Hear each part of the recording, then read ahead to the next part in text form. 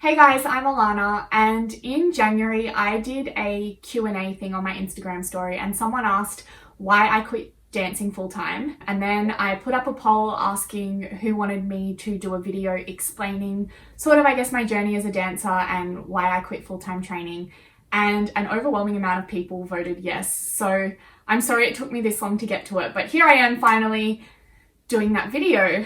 I first started dancing, I think, when I was about 5 or 6, and I was just doing jazz and tap, I think, no ballet. Then I started doing a little bit of ballet for a little while. I've got my folder of exam results here so that I can get my timeline of events right.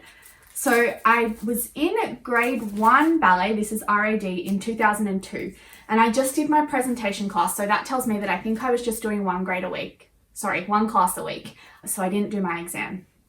Then I think after that year I quit ballet for a few years because my next exam result is from grade 3, and that's in 2006. I was in year 6 at school, so how old would I have been in grade 6?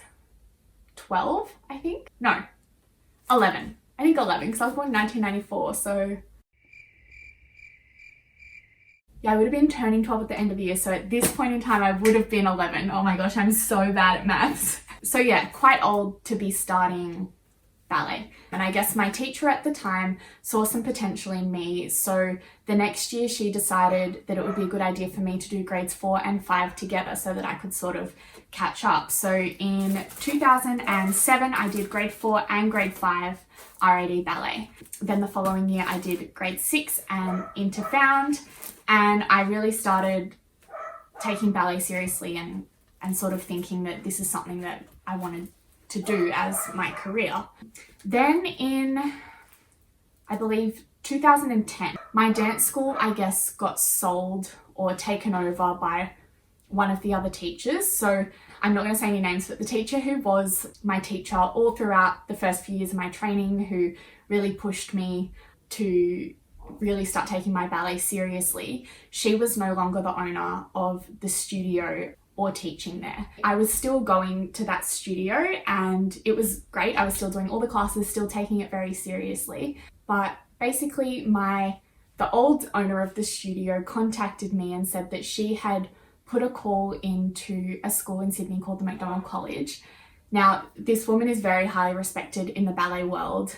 So she knew, I think, the head of ballet at the McDonald College, they called it the ABA program, the Australian International Ballet Academy. And basically this was midway through the school year. It wasn't the beginning of the year or anything, but somehow they were happy for me to go up and do a trial class and then see if they had a spot available for me. So this all happened very quickly, I think. So I went up to Sydney and did the trial class at McDonald College, and I went into the office of the director of the ballet section of the school after the class, and she basically said that they'd love to have me. Now, this was a really big change for me because I was doing a day school program at my ballet school in Canberra, so I did leave school at lunchtime a few days a week and go to train, but it's nothing like full-time, and I was still living at home and things. So to move away from home, I was living in a boarding house, and like I said, it was partway through the school year, so I think for anyone that's just a really hard time to join a new school because everyone already has their friendship circles, everyone's already used to their class schedule, everyone knew all of their variations and repertoire already, and they knew all of their teachers. So for me coming in, I think it was really difficult because I was just thrown in the deep end and I had no idea what I was getting myself into, and it was really, really tough. How old would I have been? I think I was 15. I think I didn't realize at all how big of an opportunity this was for me. Normally it's an audition only program. I didn't have to audition, and they have another sort of youth company on the side called Premier State Ballet, and they would rehearse for that on weekends.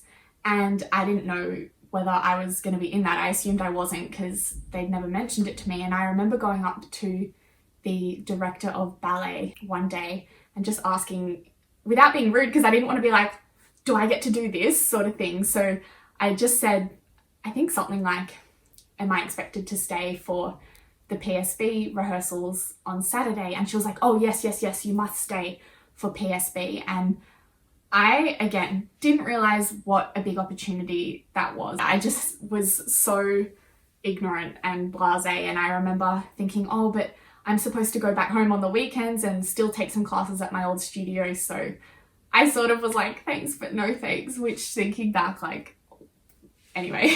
And just a little side note, I think at this point in time, I was already feeling so overwhelmed and behind. I literally felt like I was the worst one in my class, and I already had so much catching up to do. So the thought of committing to a youth company was, I think, just a bit too overwhelming for me at the time, and I just didn't have the confidence. So I made up these excuses as to why I couldn't do it.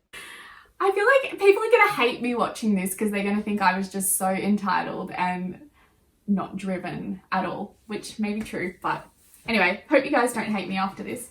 So I didn't take up the offer, I guess, to be in Premier State Ballet. And I remember I was actually at home doing a class one weekend, and I did a grand jeté en avant with an attitude back leg. It was my right leg that was derriere, and I just felt like something really go wrong in my hip, and it really hurt. And when I got back to Sydney, I went and saw the physio that we had on campus there at the school. And I ended up seeing physios about this injury for so many months, and basically no one could give me any answers. They were giving me exercises to do that weren't really helping. It would still get really aggravated, especially if I was doing lots of développés in second. They thought I had, I think they call it a labrum tear, which basically is the cartilage in your hip socket gets torn.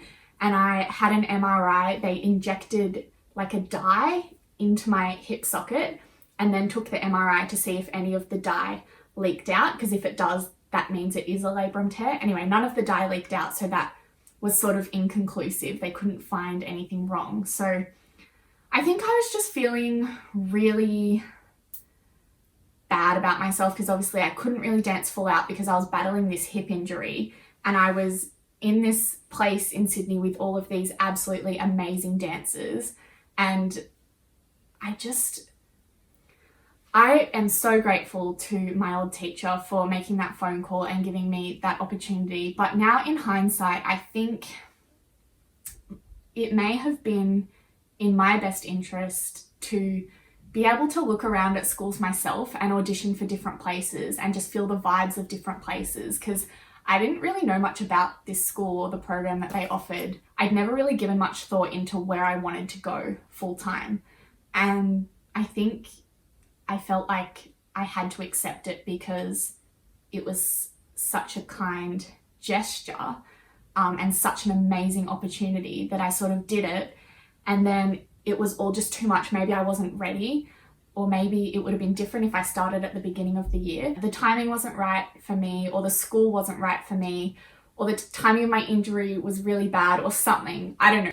But for whatever reason, I just got so overwhelmed and depressed. And I remember being back home in Canberra one weekend and just saying to my mum, like, I can't go back. And I know this sounds so awful, like I was living the dream, right? For any dancer, but I just couldn't do it. I just didn't love it anymore. I ended up quitting and I left McDonald College and I came back home to Canberra and I finished my schooling here. I did go back to my home dance school a little bit, but I think I was just way less motivated, and I felt like I had failed and let everyone down because I got given this great opportunity and I left, and then coming back is like so embarrassing because it feels like you've failed. I did my advanced found exam that year, so that was in late 2010. So I must have come home and quickly like prepared for that exam. But then I remember the next year when I was going into college, I just was not feeling it. Like I felt like because I already failed, like why should I try again sort of thing. I really believe that everything happens for a reason, and I love my life now. I'm so grateful that I've met my partner who I've now been with for 7 years. I've been teaching for, I think this is my 5th year maybe, which I honestly love more than I ever loved dancing myself. There's just something about teaching ballet that is just so much more rewarding for me than actually doing it myself. So how I got into teaching is basically I eventually quit completely by I think 2012. I was like pretty much not dancing at all. And then I went into this mentality of I was a dancer, I used to be a dancer, and I wasn't taking any classes. In my head I was like, I'm not a dancer anymore. That's like been and gone. I used to dance, but yeah, I failed at it and I don't do that anymore. And then someone reached out to me on social media and she knew who I was, I think, from just local Canberra competitions and regional Eisteddfods and things like that. And she asked me if I was interested in any teaching work, and I had never considered getting into teaching. Like, I don't know why, I was like, I'm done with dance life. I just had to put that aside because I don't know if I was ashamed or I'm not sure. So initially I said no the first year, and then she was very persistent and kept asking, and eventually there was classes that she had available, like classes she needed a teacher for that did suit my other work schedule, because obviously I was working another job as well. I said yes, and I was terrified, and I remember just rocking up and having no idea what to expect, and I taught my first class and I just loved it. Like, it was so fun. It didn't even feel like I was working. It really reminded me that I actually do love to dance, and I love being in a dance studio and sharing my love for dance with other people. So I think that just really sparked something in me again that was like, no, that's right. I am a dancer. Like, I've always been a dancer since I was this big, and I'm still a dancer. So that was definitely a really defining moment in my career. Gradually, I started picking up more and more classes and working less and less hours in my office job. And now I'm lucky enough to actually have a full-time teaching job, and I know they're very rare in Canberra. So I'm so grateful and feel so lucky that I can actually say that I'm a full-time dance teacher. And I've now also obviously studied my certificate in ballet teaching studies through the Royal Academy of Dance. So I'm actually a qualified ballet teacher. I've also done courses with acrobatic arts to become an acro dance teacher. I'm qualified in progressing ballet techniques. So I'm always learning.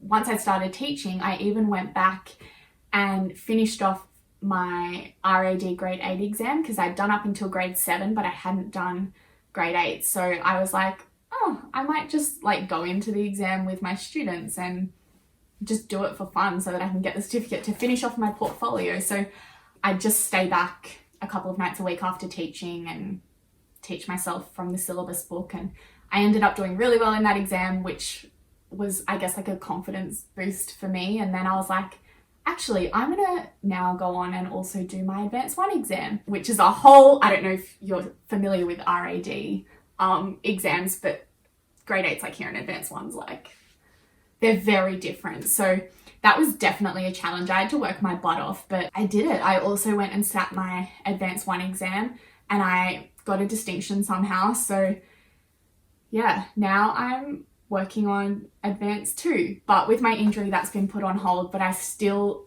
definitely want to sit that exam one day, because that's like obviously the final RAD exam other than solo seal. So that's where I'm at and that's where I want to go. But I hope to just keep teaching and inspiring students and helping them be the best that they can be, because that's what ballet should be about. No matter whether you're going on to become a professional or not, like I didn't, it shouldn't change how much you love the art form. So yeah, I doubt anyone is still listening, but if you are, thank you so much for watching, and I'll see you next time.